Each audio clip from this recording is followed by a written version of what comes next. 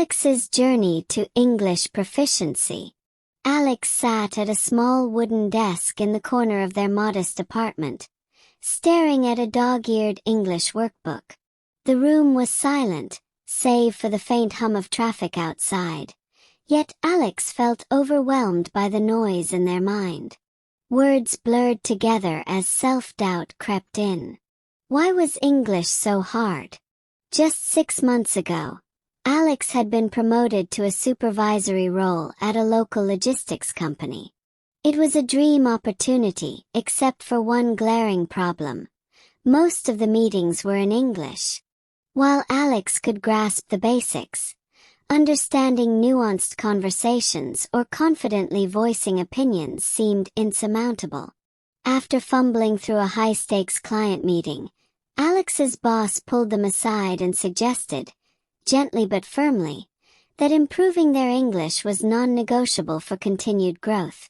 That evening, Alex sat alone, consumed by frustration. The fear of failure loomed large. But then a memory surfaced.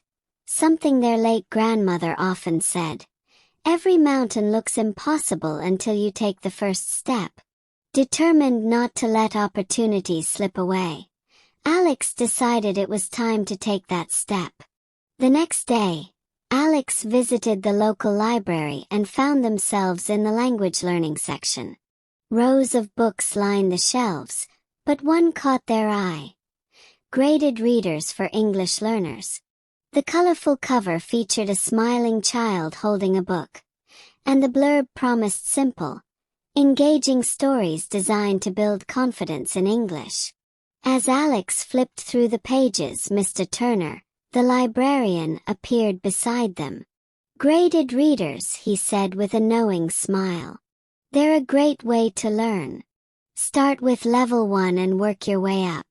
Small victories lead to big wins." Alex thanked him and checked out 3 books, promising themselves they'd finish at least one by the end of the week. That night, they read the first chapter of The Lost Puppy aloud, stumbling over words but pressing on. By the end, they felt a glimmer of pride. For the first time in months, progress seemed possible. Over the next few weeks, Alex built a routine. Mornings began with listening to simple English podcasts while preparing breakfast. During lunch breaks, they read another chapter of a graded reader. Evenings were reserved for practicing spoken English with an online language partner. Each day brought small improvements, though the journey was far from smooth. Some days Alex wanted to give up. When words like determination or perseverance tripped them up, the temptation to return to the comfort of their native language was strong. But then Alex remembered their grandmother's advice. Every page read, every sentence spoken, was another step up the mountain.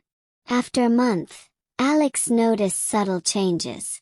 They could follow English conversations at work more easily and even contributed a few ideas during meetings. These small victories filled Alex with hope, fueling their desire to continue. One evening, while reading aloud from their latest graded reader, Alex looked up from the page and smiled. For the first time, the words didn't feel foreign. They felt like a bridge, connecting them to a brighter future. As the months passed, Alex's progress in English began to draw attention. At the weekly meetings, colleagues noticed how Alex no longer hesitated when asked for input. Even the once daunting task of presenting project updates now felt achievable. However, with success came a new challenge. A sense of plateau. Despite the initial improvements, Alex felt stuck. The more advanced grammar and complex vocabulary seemed elusive. One evening, after a particularly frustrating practice session, Alex confided in Mr. Turner during a visit to the library. "I feel like I've hit a wall," Alex admitted, their voice tinged with exhaustion. "I've been practicing reading and speaking, but it's like I can't break through to the next level." Mr. Turner nodded thoughtfully. "That's normal," he said. Every learner faces this at some point. The key is to change your approach. You've been receiving knowledge. Now try sharing it. Sharing it? Alex asked, puzzled. Teach, Mr. Turner replied with a smile. There's no better way to master something than by helping others learn. Why don't you start a beginner's English class here at the library? Teach what you've already mastered, and you'll find it reinforces your own understanding. Though hesitant, Alex agreed to try. The following week, a small group of beginners gathered in the library's community room. Alex began with simple lessons, introducing basic greetings, common phrases, and everyday vocabulary.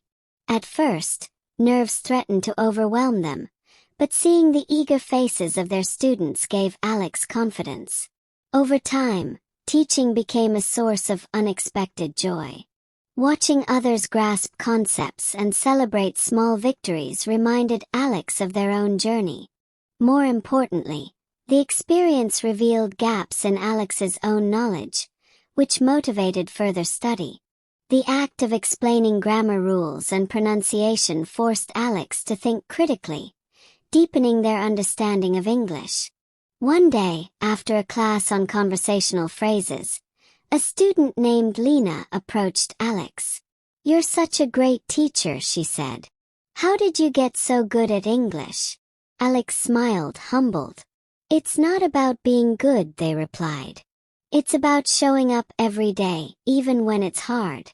Trust me, if I can do it, so can you." As the 5th month approached, Alex received an invitation for a final round interview at the international company they had dreamed of joining. The day before the interview, Alex reflected on their journey, from the quiet moments of self-doubt to the breakthroughs in teaching. The interview, conducted entirely in English, was both challenging and exhilarating. Alex answered each question with clarity and confidence, drawing on months of preparation and perseverance. 2 weeks later, Alex received the email they had been waiting for. "Congratulations! We are pleased to offer you the position." The words brought tears to their eyes. That evening, Alex returned to the library, where Mr. Turner was shelving books. "I got the job," Alex said, beaming. "I knew you would," Mr. Turner replied. "Now don't stop learning. This is just the beginning."